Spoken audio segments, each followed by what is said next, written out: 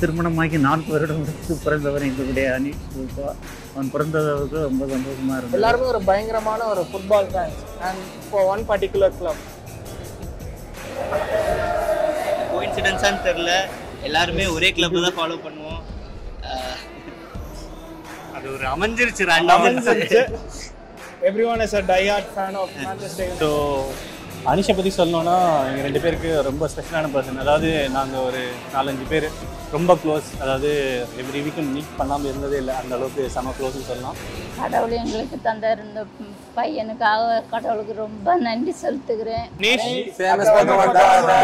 Happy married life.